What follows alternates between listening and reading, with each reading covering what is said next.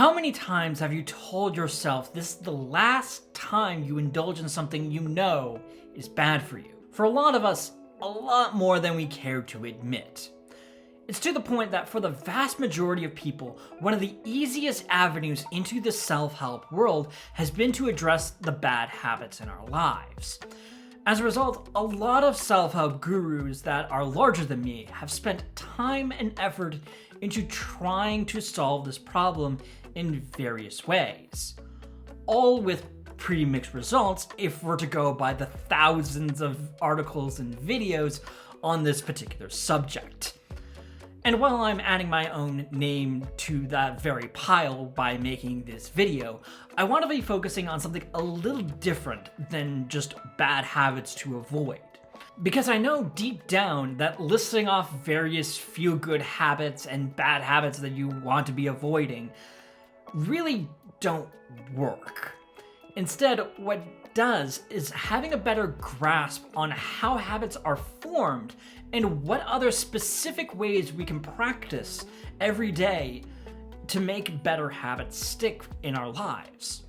This culminates into two simple questions that I hope that this video will help with answering. How do bad habits stick to us in the first place? And how do we make better habits all around? So let's talk about that. To answer the first question, there are actually several factors that reinforce bad habits and help us develop them in the first place. One such area is the very environment that we're in. And one of the most prominent contributors to feeling bad about habits is the gurus themselves.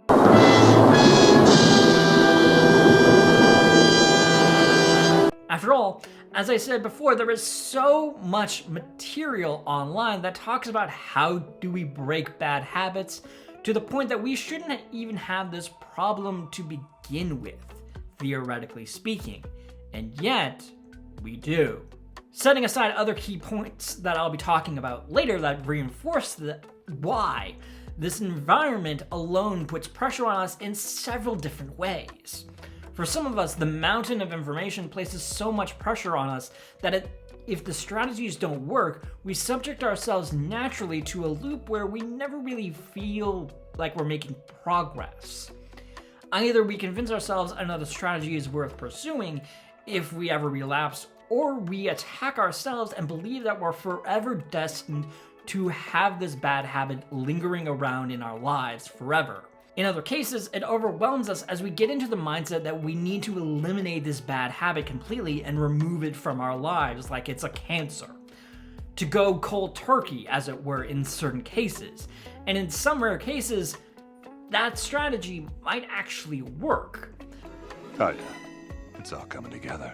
But it's not guaranteed, nor is it really a simple thing or advisable to do. Well, that was a waste of time. Especially when we consider that these kinds of reckless behavior can lead to just crash outs and taking unnecessary risks on our own lives. The list goes on how this environment actually affects us and our own mindset and our relationship with our habit. But whether it's from ourselves perpetuated by a guru or by society overall, we've created a situation where bad habits can be broadly labeled and are viewed as terrible for us. And because of that, we've created this need to constantly optimize ourselves to be the best version that we could possibly be. Not even realizing that perfectionism and all of this excessive optimization is in itself a bad habit that leads to a deeply unhealthy relationship with ourselves and our goals and ambitions. And this loop and environment that we subject ourselves to is just one aspect of this gigantic problem. The second aspect that I want to talk about has more to do with our brains, as there is a lot that is going on in there. Relevant to this particular discussion is the fact that our brains cannot tell the difference between good and bad. What? Bro, what are you talking about, man? For sure, we all have moral compasses and ethics, and we definitely know the difference between good and evil in a lot of cases. But our brain, specifically the organ itself, doesn't really know. And that can be a good or a bad thing depending on the context. As a result, it not only recontextualizes those moments when gurus complain about why we can't get rid of bad habits and why we struggle with developing good habits for ourselves, but it also explains why things like sugar, social media, porn, and nicotine, among a slew of other stimulants, make it so hard to abandon entirely or even mitigate some of those effects on ourselves and our relationship with those. Because while we know too much of it is bad for us, our brains see this as nothing more than an incentive for us to have more of it. I need it! This is also why strategies revolving around just pushing through or using sheer willpower tends to end in utter failure. Because you're telling your brain, effectively, that it needs to find another stimulus, and that you're working to build that stimulus for it, right this very moment. But meanwhile, your brain thinks this is just a stupid idea, because it already has established a stimulus, and it's already giving you that dopamine fix on autopilot constantly. Why take the escalator when I've got a perfectly good canoe? And is giving you the fix that you're already looking for, and can be conveniently triggered just by merely thinking about it. So why in the world should it put in any effort to try and change that when it already has a perfectly capable functioning system, even though it's a bad habit in your book? And even if you say that bad habit is never going to happen again, it is going to happen again. That's how our brain works, and that's why this can be so frustrating to deal with. All of this is further reinforced by another thing many gurus fail to address. What happens if you ever fail or experience a setback in your life? Normally, the aforementioned loop that I've just been blabbering about will kick in and keep us looping and reinforcing that habit, or never making any changes and we're stuck in perpetuity. But whenever we try to make another attempt or fix ourselves, we're faced with these pressures, but also a mindset that is instilled in us by gurus or other individuals in our lives. If we ever relapse or experience failure, we're just losers, and that the strategy that we've just tried doesn't work, so we have to try something else. This is but a byproduct of the environment that we've created around habit building and removing bad habits. It's a binary conclusion that creates an unhealthy relationship with our work and who we are as people. I'm not saying that all bad habits are good ones or that we shouldn't be changing or trying to address them, but we have to settle with the fact that bad habits are going to cling to us all the time, no matter what we try to do. As we develop better habits in certain areas of our lives, other bad habits are naturally going to be forming in another area and clinging to us. You can be a successful entrepreneur or employee and make a lot of money and be financially stable, but it may require you to work longer hours, which will impact your time to socialize and connect with other people and could also affect your own health. Similarly, you can be a social butterfly, but you might be struggling to cover rent or surprise expenses that emerge due to dining out and attending various events, which cost you money to do. And it is worth noting that both connecting with people and being financially stable and being highly productive are obviously very good habits to have.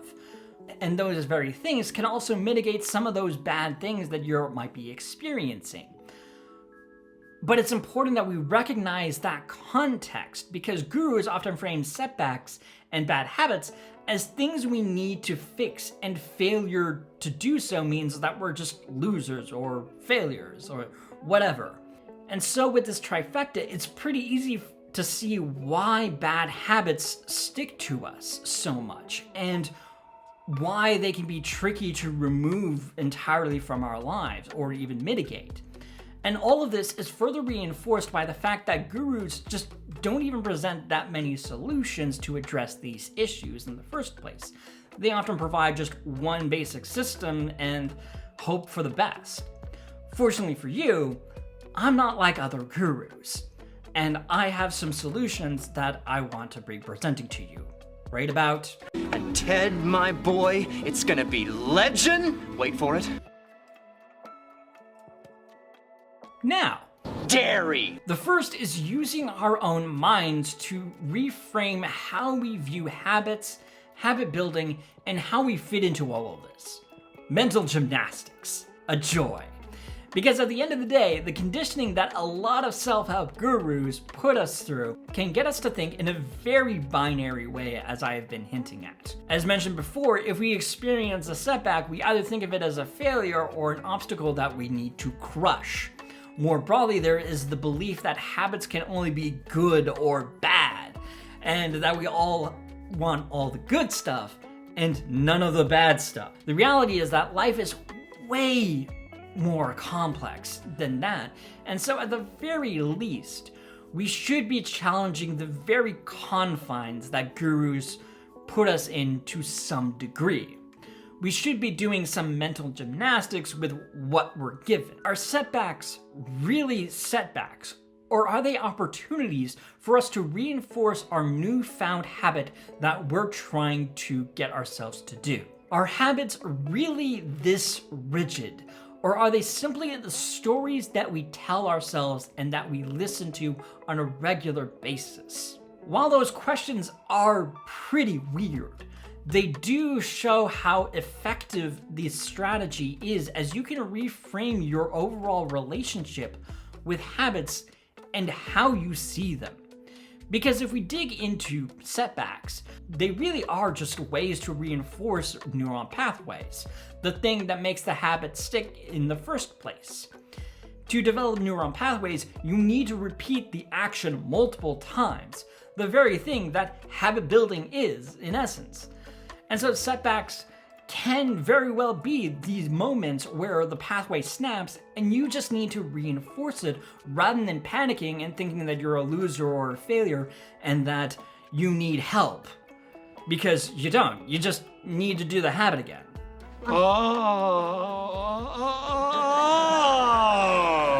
On the other hand, with our habits, we can redefine ourselves by simply telling ourselves a different story about who we are and who we want to become. If you want to be up in the early morning, stop telling yourself that you're always going to be a night owl and that you're destined to be a night owl. If you want to be breaking out of binge eating, one part of your solution can very well be just stop telling yourself that you're a stress eater. Naturally, this strategy circles back to the whole willpower thing a little bit, as well as some of the manifestation stuff that The Secret has proposed in its book, which again really doesn't work. But I do believe that affirmations and the sort of mental gymnastics that you can put yourself through is at least a way to get the ball rolling to creating some actual action for yourself and getting yourself over that mental barrier and convincing yourself that this is a good idea. To, again, convince your brain that this is a good idea despite the stimulus that it already has. And a good example of this kind of thing is this very channel. I wouldn't be getting back to making these videos for the past couple of years if it wasn't for the fact that I was telling myself, hey, I want to be creating some more videos. I want to be actively working on this kind of project because this is something that I'm actually passionate about doing, and I think is going to be very helpful for me to indulge in and pour myself into. And if it wasn't for the fact that I was trying to convince myself and affirm myself that doing this thing is a good idea and that I should be doing more of it, then I wouldn't be here. The whole mental gymnastics is also just completely optional too, especially in cases when you know that the habit you're trying to get yourself to do is objectively good and helpful, like going to the gym, or eating healthy food, or writing a book. There are so many different good habits, but the key is to pick the ones that you will actually enjoy rather than the ones that just feel good or that other people have convinced you are good things to have in your life. For a lot of gurus, many will talk about all of that stuff already in plenty of other articles, but they might not actually fit in practice when you try to adopt these habits into your own life.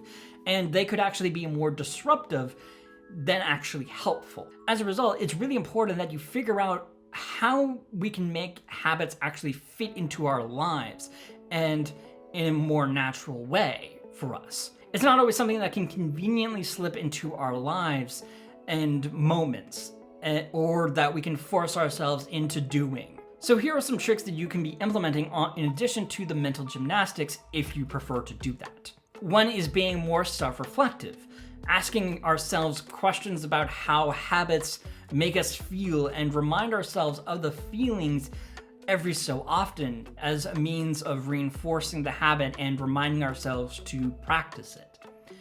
You can also practice habit stacking, which is the idea of slipping a smaller habit into an existing routine that isn't very disruptive and flows naturally into our own lives. Habit stacking is just a very convenient way of leveraging that system and that tendency that we have in our brains. You can also be leveraging micro actions in addition, which is setting a benchmark to just doing the very simplest of actions as possible when you are ready to start the habit.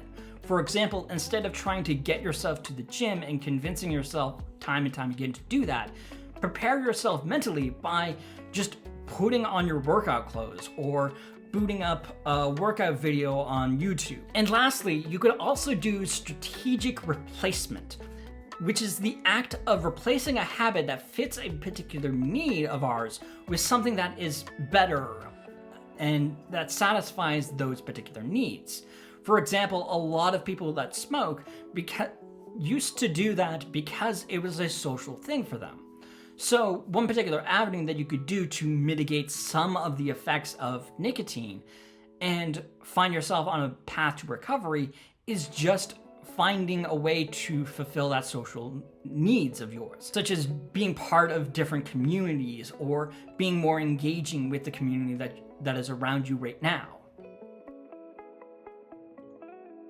Everyone has their own perspective on what are good and bad habits, and which habits you should have, and which ones you shouldn't have. But the most important factor in all of this is you. Sure, drinking green juice is good for you, and there is plenty of science that backs it all up, but if you can't stomach the taste of it, then you should find something else. If you don't have time to read books on a regular basis, that doesn't make your other leisurely activities as bad habits that you should try to get rid of so you could read more books, even if people are pressuring you by saying, oh, reading is such a fantastic thing and it is such a very helpful thing. I have no doubt that reading is very helpful, but if it's not practical for you, or if it's too much of a hassle and is going to be way too disruptive, then it is not going to be a helpful habit that you should be adopting into your own life.